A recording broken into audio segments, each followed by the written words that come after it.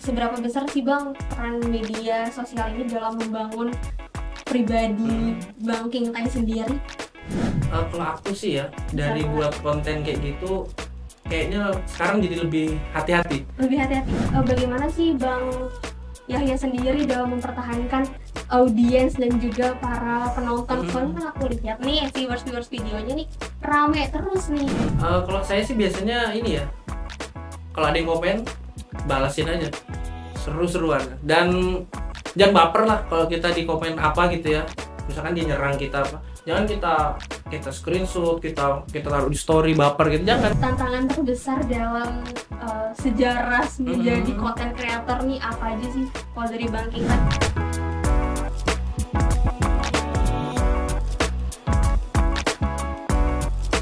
Halo Sobat Wisdom ID, selamat datang di podcast yang selalu dinanti, yaitu Raup Cuan dengan Digital bersama saya Alia Ramadhani, di mana podcast ini terselenggara atas kolaborasi antara Wisdom ID bersama dengan Dinas Komunikasi dan Informatika Provinsi Kalimantan Timur.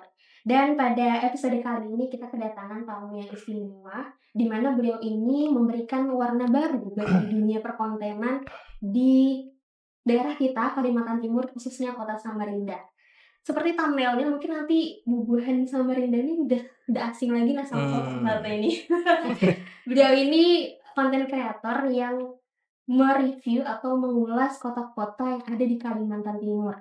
Dan dimana nanti juga kita akan mendengarkan bagaimana cara beliau memanfaatkan media digital untuk meraup cuan itu sendiri. Dan langsung saja kita sapa, ini dia beliau ada di depan saya. Halo Bang King Tai. Apa kabarnya Bang? Alhamdulillah baik. King Tai. King Tai. Ini nama asli pian kah? King Tai ini. Asli di KTP King Tai. King Tai Saputra. Waduh, lain. Nama asli apa sih Bang? Nama asli saya Yahya, yang pemegang akun King Tai Live di Instagram. Dan saya ini adalah seorang konten kreator asal Samarinda yang biasa pakai bahasa Banjar. Tanpa medsos ini, saya hanya mas-mas yang masih mencari kerja. Jadi kalau ada perusahaan-perusahaan yang butuh konten kreator, semoga didengarkan ya iya, suara beliau ini. kalau udah turun. Yuk. Sekarang kan masih rame, waduh. Jadi kenapa sih bisa terinspirasi nama King Tai ini, bisa diceritakan kah Bang? Sebenarnya, ini kalau diceritain panjang ada apa-apa. Iya. Jadi saya ini mulai ngonten itu 2019. Waktu itu lulus SMA dan memang suka bikin video. Oke. Jadi kalau mau bikin video kan dulu bingung. Dulu kita bikin video-video kayak dari sama sepupu-sepupu aja gitu, bikin video-video lucu. Tapi kayaknya kalau bikin video aja tuh kayak kada faedah lah, kada faedah kan. Jadi saya mulai bikin YouTube dulu. Saya ini aslinya YouTuber gaming. Subscribernya 600.000 sekarang ini ya. Nah, itu banyak yang nggak tahu nih. Cuma seiring berjalannya waktu kan ada masanya ya.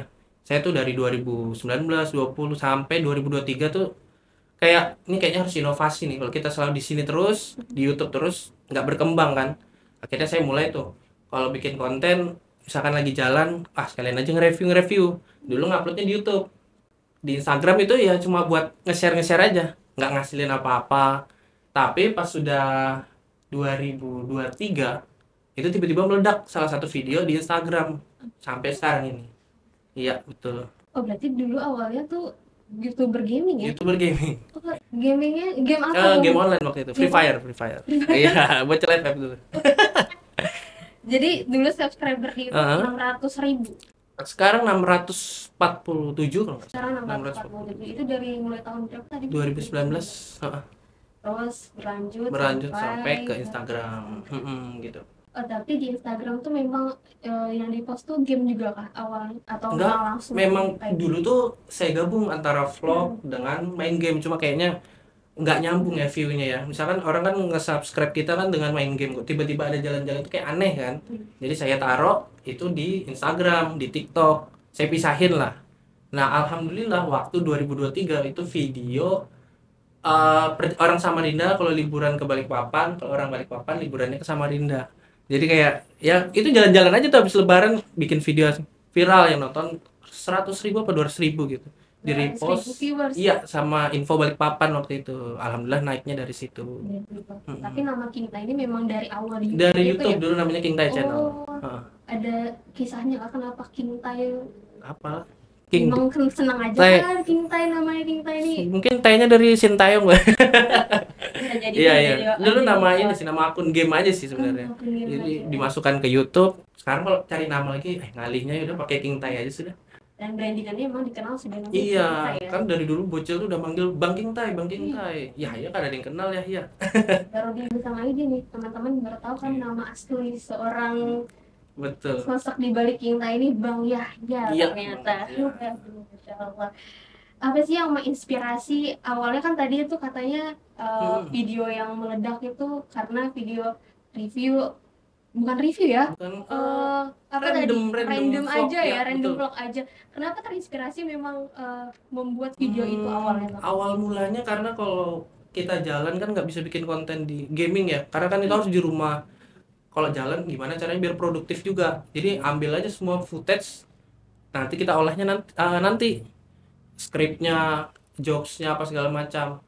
Nah alhamdulillah ada masanya naik. Nah itu jadi mulai fokusnya sekarang ke Instagram ini.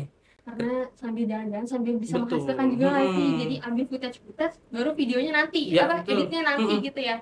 Oke, jadi awalnya di situ ya. Awalnya gitu. Sebagai seorang content creator yang sudah mengulas Betul. kota-kota di Kalimantan Timur, itu video awalnya ya teman-teman semua. Dan sejak kapan sih Bang Yahya sendiri menyadari kalau konten-konten mereview kota-kota ini dapat menghasilkan uang tadi atau monetasi uang itu?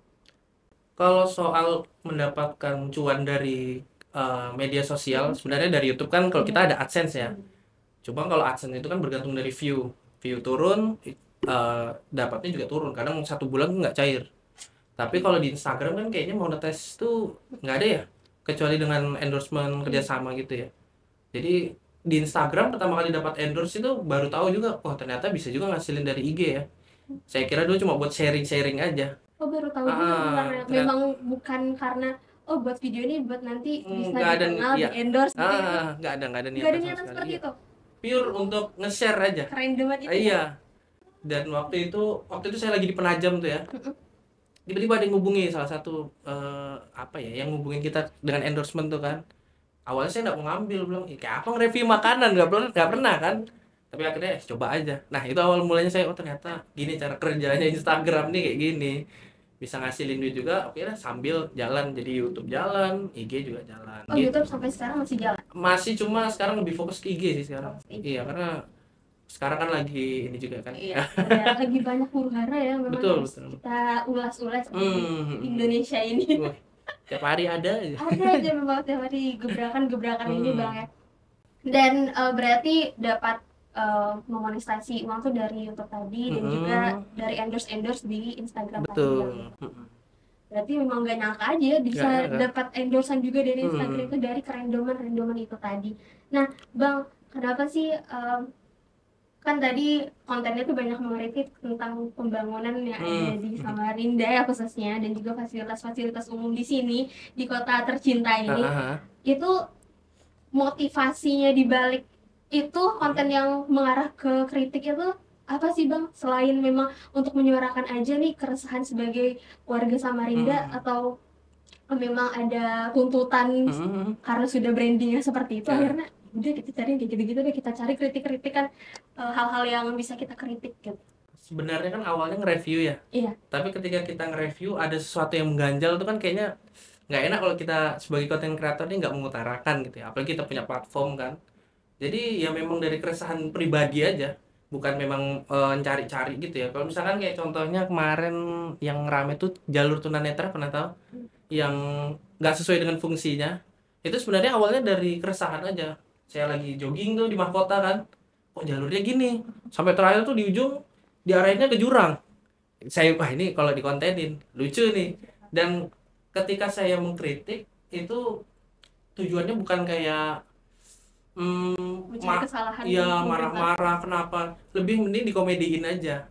Karena dengan dikomediin seolah-olah kita kayak udah berdamai aja dengan memang kayak gini lah ya ginilah kondisinya gitu. soal ini juga trotoar. Kadang kan kita nggak nyalain pemerintah aja ya. Kadang kita juga nganuin masyarakat kita yang sering parkir di trotoar jalan untuk pejalan kaki gitu ya. Jadi kalau kita kita bikin konten kalau marah-marah aja takutnya nggak diterima kan sama masyarakat kan. Jadi kita komediin aja. Jadi kita anggap lucu-lucuan aja gitu. yang lucu-lucuan gitu. Hmm, Tapi sambil juga menyuarakan sambil keresahan. pesannya dapat juga kan. Benar banget. Hmm. Dari video-video seperti itu Hmm.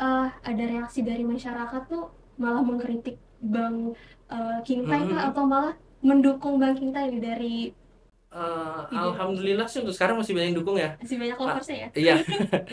Mungkin karena cara penyampaiannya komedi tadi. Mungkin kalau saya pernah juga nonton video kayak orang random aja gitu, kebetulan FYP soal banjir kemarin, Iya. 2 minggu lalu lah ya. Dia tuh marah-marahin, nyalahin, mohon maaf Pak Andi Harun gitu kan. Itu responnya malah negatif. Karena kayak orang marah-marah aja. Padahal kan Pak Andi Harun kan bagus juga udah bikin jalur apa namanya? Kanal apa yang namanya memang musibah kan. Nah, kalau saya mengkonsep sama tentang banjir, tapi kita komediin. Kita bilang Samarinda ada punya kampung tanpa daratan. Padahal sebenarnya itu ada pesan kritiknya juga di video itu. Jadi saya jelaskan, saya lihat kan ada banyak sampah-sampah. Oh ini salah satu penyebabnya nih. Diterima orang, alhamdulillah. Jadi orang bisa dapat pesannya juga lah. Selain ketawa tadi, dapat pesan ternyata kita masih banyak yang buang sampah sembarangan ya di Samarinda, ya gitu lah kira-kira. Cara membungkusnya beda Bang, Betul. supaya bisa diterima oleh masyarakat. Iya, Kalau jadi sekedar marah-marah aja Iya, juga marah. kadang kita sebel ya kan, iya, kita gitu, kesel, benar. munyak juga ngeliat tahu-tahu orang marah-marah gitu, Benar, gitu kan. Jadi benar. kita agak beda aja lah di komediin gitu. Memang beda sih, karena memang tadi yang aku sempat mention di awal, memberi warna baru ya di daerah kita ini ada konten kreator yang seperti ini, bukan hanya sekedar cuman mau bisa mengkritik pemerintah, tapi juga bisa mendapatkan bisa reminder lah buat Betul. masyarakat juga kan sekalian, dan juga buat pemerintah setempat. Dan pernah nggak sih Bang dari video-video tersebut ada pihak yang tersinggung? Jujur penasaran loh, karena kan agak pinggir jurang. Iya. Pemerintah sih enggak ya. Contoh pemerintah, itu pernah nggak sih dapat respon dari pemerintah dari video? Responnya malah positif waktu itu dari Dishub waktu ngeluarin Pelikan Cross tau, yang tombol nyebrang di teras. Itu kan saya nge-review tuh, ngasih edukasi ke penyeberang jalan, ke orang Samarinda lah. Kalau nyebrang di teras tuh kayak gini. Itu di repost sama Dishub malah. Jadi kadang kita kritik, tapi kalau memang bagus kita puji-puji juga gitu. Jadi jangan cuma nyari kesalahan-kesalahan mulu. Kalau memang mereka ada actionnya, kita angkat juga di video gitu lah kira-kira. Kita apresiasi juga lah ya. Betul. Pemerintah. Oke, benar. Dan aku mau nanya nih mengenai tadi kan mengenai strategi dan juga monetasi di dunia digital. Seberapa besar sih Bang peran media sosial ini dalam membangun pribadi Bang King Tai sendiri? Misalnya kan sebenarnya aku ini enggak tapi Bang di sini, cuman karena ini jadi terbangun lah pribadi yang seperti ini gitu. Kalau aku ya, Seberapa besar sih Bang? Berarti kan ada tuntutan ya dari media sosial untuk membuat video seperti itu terus dan membuat jadi pribadi Bang King Tai yang seperti ini gitu, yang dikenal masyarakat. kalau aku sih ya, dari buat konten kayak gitu kayaknya sekarang jadi lebih hati-hati. Lebih hati-hati. Misalkan kayak kita parkir, kita kan sering kayak nyuarakan kalau parkir janganlah sembarangan apa. Tapi kalau kita melakukan hal yang sama nanti kan orang lihat, oh ternyata buat konten doang. Jadi sekarang ini brandingannya kemana-mana tuh kita harus sesuai ini aja dah, aturan lalu lintas apa segala macam. Lebih hati-hati. Lebih hati-hati. Jadi lebih jadi pribadi yang lebih baik juga kan jadinya. Otomatis kita secara nggak langsung kalau orang lihat kita ngajarin ke orang juga, oh ternyata nggak cuma di konten, kita memang aslinya. Berarti aslinya memang seperti Iya itu ya kayak gitu. pribadinya. Lebih ini aja sih, lebih hati-hati aja sih. Dan sekarang juga itu bisa membuat masyarakat makin sadar juga gitu kan Bang, ikut sadar juga lah. Kadang kita kan bisa disebut content creator, influencer gitu ya. Jadi orang-orang ngikutin yang Iya, seperti ngikut, kita betul. itu kan, pribadi kita itu tadi. Dan bagaimana sih Bang Yahya sendiri dalam mempertahankan audiens dan juga para penonton? Soalnya kan aku lihat nih viewers videonya nih rame terus nih. Kayak gimana sih cara menggenggam para apa ya kita bilang netizen gitu supaya terus ada bisa nonton video-video terbaru kita? Kalau saya sih biasanya ini ya, kalau ada yang komen balasin aja, seru-seruan, dan jangan baper lah kalau kita di komen apa gitu ya. misalkan dia nyerang kita apa, jangan kita screenshot, kita taruh di story baper gitu, jangan, kita candain aja terus sampai dia kesel. Itu pertama. Jadi followers lain yang lihat, oh ternyata memang nanggapinnya nggak usah serius-serius, malah diserang tuh mereka. Jadi itu pertama ya, sama followers kita saling interaksi, bikin story, balas-balas, nge-reply, kadang gitu aja sih. Harus sering-sering seperti itu Sering Bang. kayak gitu. Kita juga inovasi juga sih. Itu inovasi juga ya.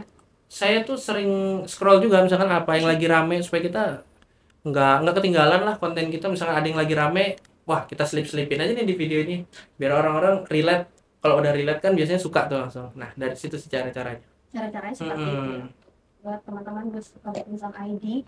Jadi cara-caranya tadi supaya makin rame terus viewers kita di video kita itu, kita harus juga sering-sering cari-cari gitu Betul. Bang, ya, cari referensi supaya yang banyak relate di apa namanya yang viral sekarang ini, supaya makin tinggi juga viewers kita.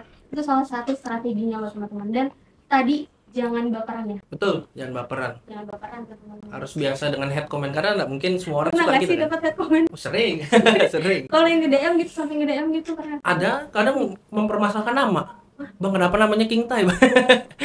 Hal sekecil Iya itu. gitu, itu detail betul. Bener-bener. Apa netizen tuh ya.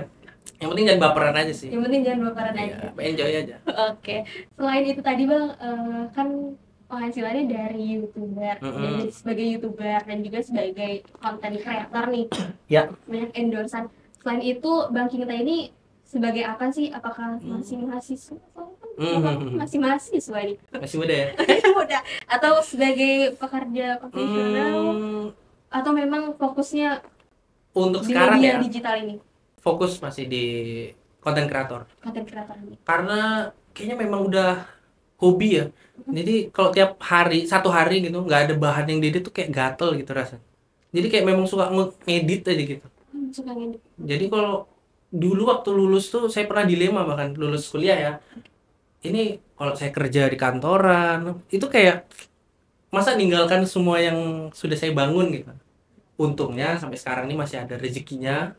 Sampai di 2025 ini masih stay jadi content creator tuh alhamdulillah sih. Oh, berarti masih fokus di content creator. Masih fokus. Oke. Kira ini masih banyak juga ada pertanyaan kemarin teman saya King Tai itu masih mahasiswa kan? Kenapa bilang gitu? Aduh, soalnya mukanya ganteng, masih muda gitu. Bang, kayaknya masih mahasiswa Bang. Aku baru tahu juga nih ternyata Bang King Tai ini sudah lulus ya teman-teman. Dulu lulusan mana Bang King Tai? Saya lulusan Polnes. Polnes. Lulusan tahun 2023, lulus 4 tahun. Lulus 4 tahun. 4 tahun. Wow. Karena memang di Polnes semua 4 tahun. Pasti 4 tahun ya? Iya, kalau di Polnes tuh malah kayak anak sekolahan. Iya, benar. Kita kalau nggak ngerjain skripsi, dikejar sama dosennya. Gitu. Dikejar sama dosen. Iya, itu. Beda dengan di Unmul kan. Kalau di Unmul kan mau lulus ngejar 5 tahun, 6 tahun terserah aja kan. Iya, Kalau kita malah dia ayo. gitu. Makanya kita hampir seangkatan lulusnya barengan. Iya, gitu. Oke. Dan aku mau nanya nih, tantangan terbesar dalam sejarah menjadi content creator nih apa aja sih? Kalau dari Bang King Tai, tantangannya kayak, kayaknya pernah nggak sih Bang sampai kayak, ini aku udah bisa lagi sudah jadi content creator nih, sampai di titik seperti itu tantangannya? Kayaknya belum ada ya. Belum ada. Alhamdulillah belum ada. Soalnya sampai sekarang ini kan konten masih terus lanjut kan. Head comment pun kayak belum cukup lah untuk bikin saya berhenti konten tuh. Karena memang ya nggak dengerin omongan orang sih. Untungnya itu ya. Dan untungnya saya ini nggak banyak temen yang punya apa sih namanya, yang sering Judge gitu. iya sering kayak kamu ya dengar omongan orang lah. Komen-komentar. Iya, jadinya mungkin kalau secara langsung kayak gitu-gitu kan kita akan kepikiran ya. Tapi untungnya karena nggak banyak temen yang kayak gitu, jadi alhamdulillah masih bisa lanjut. Masih bisa lanjut. Jadi tantangannya masih masih kecil lah. Masih bisa lah terus berlanjut. Iya. Sampai nggak ada yang bikin kayaknya aku udah stop aja dari sini. Nggak pernah sampai di titik seperti Belum itu. pernah. Berarti menjadi content creator itu memang hal-hal yang mudah aja Bang. Betul mental kuat sih, betul mental kuat. Apakah memang menurut Bang King Tai sendiri ini bisa dilakukan semua anak muda atau bahkan bapak-bapak, ibu-ibu yang mau jadi content creator tuh bisa nggak sih Bang sebenarnya? Untuk Gen Z gitu ya, Gen Z mental aja sih, mental yang kuat. Mental yang kuat, Iya. harus mental yang kuat. Komen kan kadang orang ada yang berpengaruh ya. Kalau kita nggak mikirin omongan orang, aman. Menurut Abang berarti bisa ya semua Harusnya generasi bisa. itu menjadi konten kreator Bisa. seperti itu? Nggak ada batasan umur lah. Nggak ada batasan umur. Yang penting kreatif. Yang penting kreatif. Berarti tadi kan aku juga penasaran sih cara Abang ngebungkus konten itu kan, kayak sangat-sangat menarik. Itu ada belajar juga nggak sih Bang, kayak belajar berbicara atau gitu. copywriting seperti itu Bang? Kita ada belajar seperti itu kan? Belajar otodidak ya. Nggak ada pernah ikut pelatihan apapun. Oh iya. Wow. Dan personality di Instagram itu sebenarnya udah didapatkan ketika di YouTube. Jadi itu butuh waktu yang lama untuk riset. Kita ngelihat konten kreator lain gimana sih cara membangun personal brandingnya dia, ciri khasnya dia. Saya pelajarin, saya comot, ambil yang baik. Oh ternyata ciri khas tuh bisa dari nada suara, bisa dari logat apa segala macam. Nah dari situ saya dapat poinnya gitu lah. Oh ternyata begini cara membangun personal branding. Makanya ketika saya di Instagram kayaknya naiknya lebih cepat ketimbang di YouTube. Karena waktu di YouTube tuh emang kita kayak pemula. Kalau di Instagram tuh kelihatannya aja kan kayak pemula, padahal sebenarnya di dunia content creator saya udah lumayan lama gitu ya. Jadi ya setahun lah di Instagram itu baru bisa naik. Setahun ya, kurang lebih. Berarti memang yang dipersiapkan tadi itu untuk menjadi seorang content creator yang menarik dan berbeda, pertama riset. Betul. Lalu misalnya apalagi nih Bang, misalnya alat-alat untuk kameranya itu diperlukan juga nggak sih untuk menjadi seorang content creator? Kalau untuk awal kamera ya gitu harus yang bagus kah, atau haruskah pakai mic kita punya komputer edit gitu? Kalau untuk awal sih, kalau untuk mulai ya nggak perlu ini, pakai HP seadanya aja. Tapi kalau memang udah istilahnya kayak udah hobi lah, jadi walaupun nggak ngasilin tetap bikin ya, sambil nabung juga sih untuk upgrade.